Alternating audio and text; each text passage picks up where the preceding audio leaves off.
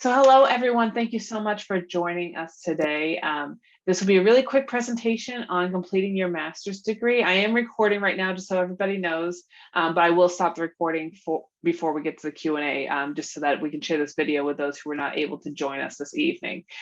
First of all, let me introduce myself. My name is Dr. Katherine Wright. I am an assistant professor in the Department of Literacy, Language, and Culture, and I'm also the graduate programs coordinator. So it's my job to really help graduate students as they navigate through the various graduate programs.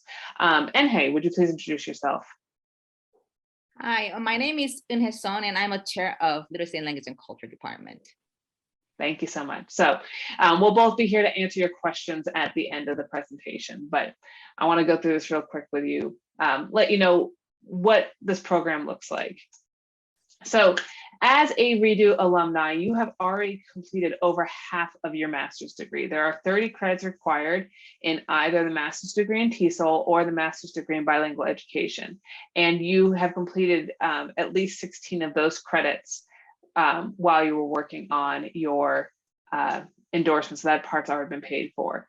So you've really, in fact, already gotten almost half your degree for free. And we really want to thank you all for your dedication, not just to your graduate studies, but what we see this is that we see that this means that you are really dedicated to the students of Idaho and making sure you're serving them well. The fact that you came here tonight, or if you're watching this video later, and you're thinking about continuing your education, again, just really speaks to your dedication to supporting students, all of our learners in the state of Idaho. And we really thank you for that. So there are only 14 credits remaining in order to finish your MED in either TESOL or bilingual education. If you are interested in getting started, you would start the summer by taking an elective and EdSIF's 506 issues and equity in education. That elective course actually can be taken any semester, but we do recommend it over the summer just because it gives you a little bit more room during the school year when you'll be teaching.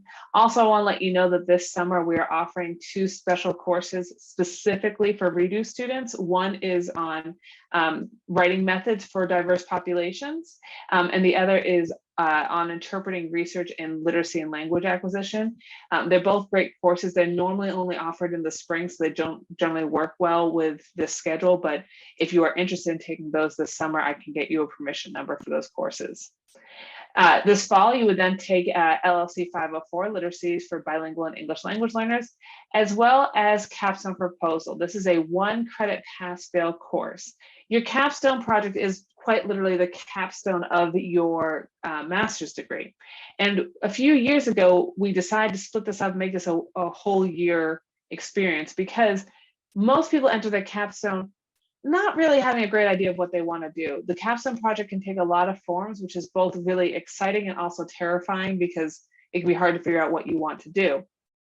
So we have 1 credit of capstone proposal, pass fail, and your whole job is just to figure out what you want your project to be. So it's okay if you don't have any ideas yet. We'll provide you lots of examples and some scaffolding support to get there.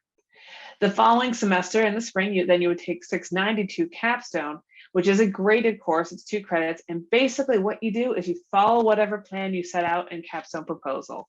So you figure out what it is you want to do. Sometimes people do something that's more like a thesis research paper. Other times people do action research where they try something new in their classroom and measure the impact. Other people create some sort of curriculum resource or tool for other teachers. There's a whole lot of options. And again, we'll help you figure out what it is you want to do and make a project that's really meaningful for you. Additionally, in the spring, you'll also take LLC 507, parental involvement, for 2 credits, and then you're done. And so it's really pretty straightforward. The one thing I do want to make sure I point out, because throughout the program, you really can take these courses in any order. This is how we recommend you finish the degree, but theoretically you could slow down, take 1 class at a time. The only real thing to keep in mind is that you must complete 672, the capstone proposal, before you take 692, the capstone, because you have to have a plan before you do the project. Some important notes: LLC courses are offered once a year online. If you look at your core requirements, it'll say that LLC 500 is no longer offered, is a requirement, but that course is no longer offered. that's where that elective comes in. So you can replace it with any LLC course as an elective. And again, we recommend you take it this summer. And we've got those 2 special topics specifically for Redo alumni being offered this summer. If you're interested, let me know. EdSys 506 is because it's in a different department. They do offer that most semesters, but it's not always going to be online. It's pretty much always online in the summer, which is why I recommend that Redo students take it in the summer. But if for whatever reason that doesn't work out, you should have an opportunity to take it in the fall or spring, or worst case scenario next summer. Again, 672 must be completed before 692.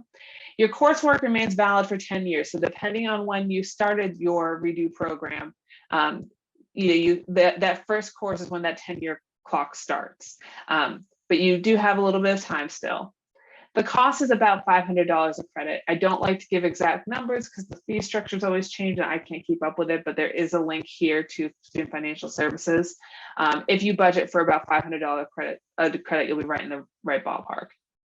I also want to give you a heads up that the department has retired these 2 master's degrees that you are currently a part of, the Master's in TESOL and Master's in Bilingual Education, simply because we've really coordinated our efforts better. So rather than having a degree in TESOL, a degree in bilingual education, and what we had was a degree in literacy, we now have 1 degree in language, literacy, and culture, which really leverages the strengths of all 3 programs.